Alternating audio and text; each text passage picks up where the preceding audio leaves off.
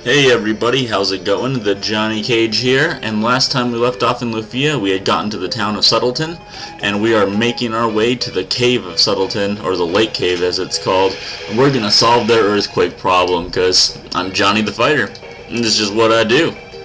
So as you can see here, they're gonna start to implement a lot more little puzzles. As you can see, I had hit the switch and throw down the pieces of the bridge. You know, very tough stuff. Very pro gamer material right there. Taking out the little mosquitoes. Those guys, I believe they like put some sort of like a leech life spell they can hit you with, but don't worry about that. It's no big deal. Probably won't do too much. Once again, as you guys can inevitably tell, I'm overpowered. There's your save room if you wish to save the game in the cave. You got frogs down there. You'll have quite a few new enemies in this area. This room you have to push the pillars onto the switches to go to whichever direction you wish to go to. And here's a cool little kind of fun enemy gauntlet, if you will. That's got to be the most correct term for it. Actually, if you go back here, around here, you can get this chest, which has a miracle, which will revive one of your characters and give them back full HP and MP, which is very nice. And now, if you're a strong enough level, you can go through this gauntlet. It's kind of tough, but as you know, just based on watching me, I'm obviously very overpowered. I'm level 14 right now, so a lot of these enemies won't be too hard. Get some good experience, show off some enemies. These eagles are insanely hard. They will be the hardest enemy in this area of the game. They do a move called dive occasionally that will take a lot of HP off of you. If you're not ready for it, it will kill you. It's pretty tough, pretty brutal. Very unforgiving, but other than that, not too much other trouble. You'll run into frogs, and as you had just seen before, I fought a beetle. Those guys are pretty simple. No, there's two eagles at the same time. Yeah, dual eagle fight is probably the worst one. You can see he took 7 with his normal hit off of me, and I'm at level 14, and I would not suspect that anyone be higher than level... I'm going to take a shot in the dark and say 9 or 10 when they go into this place. But even if you're lower, which wouldn't surprise me, you can still hold your own here. I would recommend coming in with a lot of healing items and probably some boomerangs that would help you out. That would probably be very useful in this area. So at the end of all that, you get the speedy ring, which is our first accessory that we get. Going back to the item, you can equip that. There's a place for a rock and a ring as your 2 accessories. This one increases my defense and agility. So, as I'm the only person in the party, why the hell not? Of course we'll put that on. We run into the frog here. Frogs are kind of weird. They have a lot of HP. They don't do a whole lot of damage. And occasionally do a weird move like that. And they'll do rivet, and check the situation.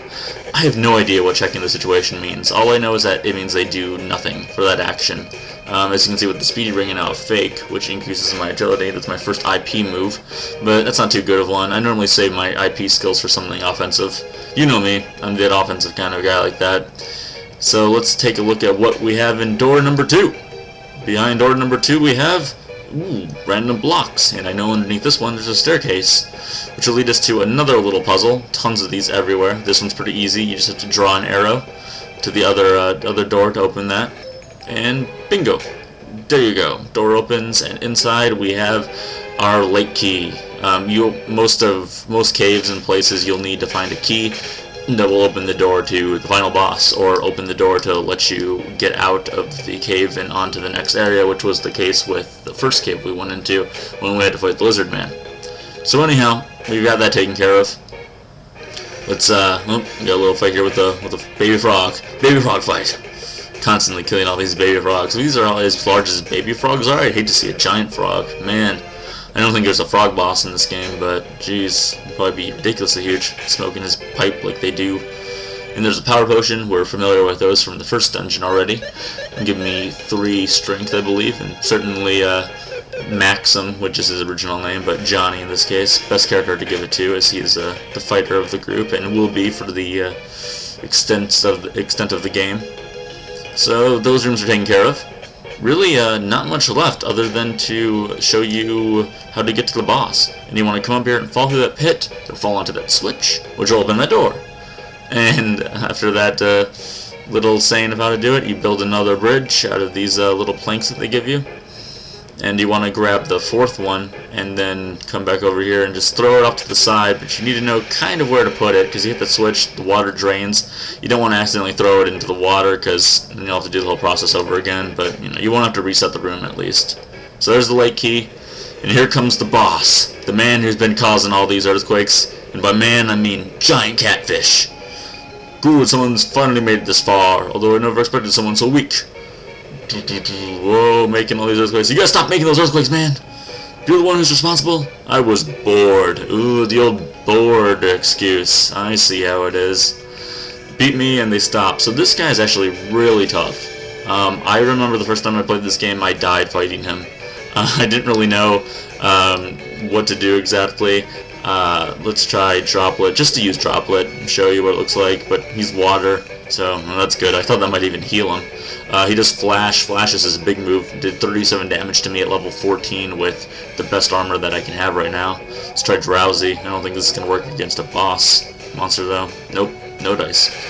And Mega Quake, which isn't as powerful as Flash, but those used together, that's trouble right there. So I'm going to have to use my Cure spell, which I prefer to use to my just items. It's definitely better if you have the MP to do it, and you should. Being Maxim, he doesn't use he really has no reason to use offensive MP techniques. He should just be fighting or using a boomerang if you got him. I don't have any, unfortunately, but I think that my attack is getting just about as strong as boomerangs would be anyway. And there you go, he's down. 500 experience, 500 gold.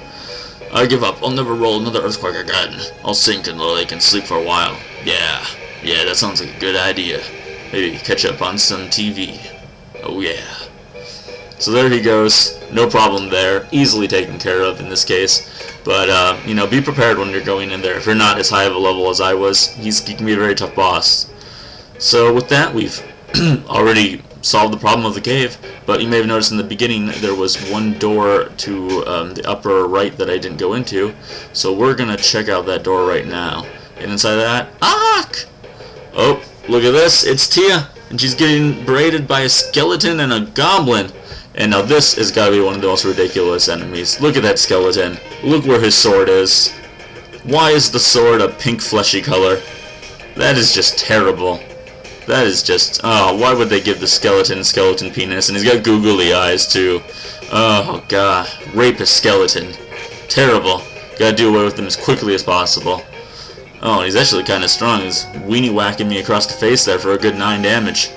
Just to be safe, I'll use Stronger on myself.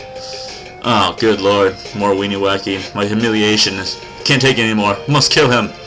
So there we go. Not much of a problem there, other than the terrible sprite of the skeleton.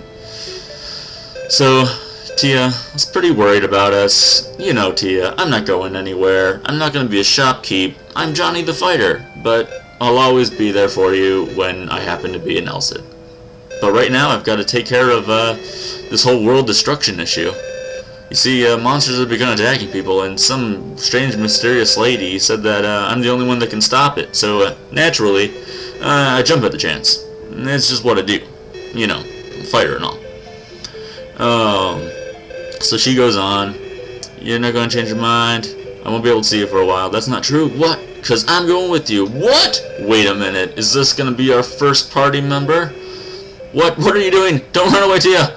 There are more rapist skeletons. Oh, thank goodness it was just one of these goblins this time.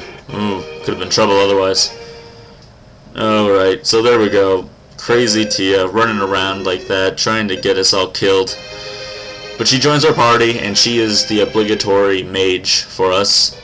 Her attack is very weak, but she should be able to do some good stuff in the magic casting department. Definitely at least be someone there to cure you when you need it and can't afford to do it yourself. What you might see me doing here, looking like an idiot, is that there is a puzzle to this room, but I might have gone too far into it that I can't activate it anymore.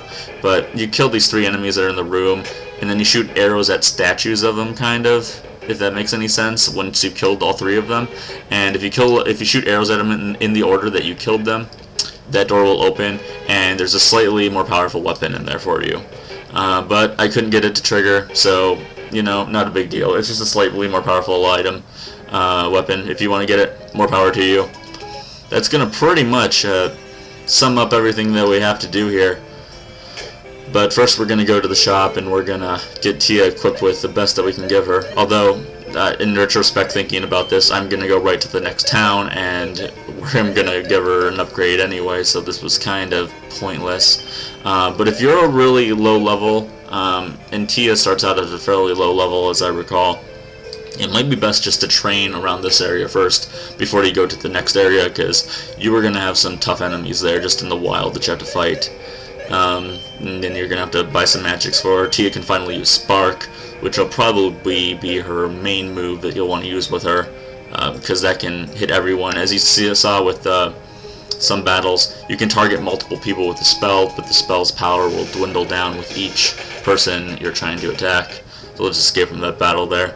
We're going to make our way onto the third area, and we're also going to make a small stop off in the Foomy woods, which was briefly mentioned in my last video. If you go down here, you find this strange tree that looks out of the ordinary. If these mosquitoes wouldn't stop bothering me! No, whatever, let's have a little fight. There's Tia. That's how much damage she does with a regular head. 12. It's pretty bad, but, you know, she's level 7, so what can you do? I'll show you Spark. This is what Spark looks like. Fireballs rain from the heavens. It doesn't do a ton of damage, not as strong as even my regular attack by myself, but I'm overpowered anyway, so I guess that's not a big deal. So here we are in the Fumi woods. In the Keeper of Forest, all the pass here fight what they believe in. Yes, we fight for what we believe in. We shall stand on the ground, and we shall see if the Fumi accepts us. And out of the heavens comes a blue star, and a little pile of jizz appears in front of us, and we take him in as our friend, Fumi. Delightful. So for these monsters, I was thinking of what to name them, and I decided to name them after some of my top commenters. And this one's for you, Tech. You've been around following my videos for a long time, and I really appreciate it, and so there you go. And I've got some in mind for other people that, you know, have been some top commenters for me, people that have supported me for as long as I've been doing this. So if you don't want to be, you know, named after a small pile of jizz, I totally understand, but he looks cooler, he evolves, he looks nicer. But anyway, you can see him in their party here. He's a great decoy. He levels up just like everyone else. But he's really good to have in your party, just as a guy that will sit there and maybe take hits, because even if he gets killed in battle, he'll come back to the next battle like nothing happened at all, which is totally a plus. But anyway, I'm running out of time, guys. I'm going to heal up here. Next time, we're in our first town with our very first castle. This has been the Johnny Cage. Subscribe, like, comment if you have not, and I will talk to you guys tomorrow.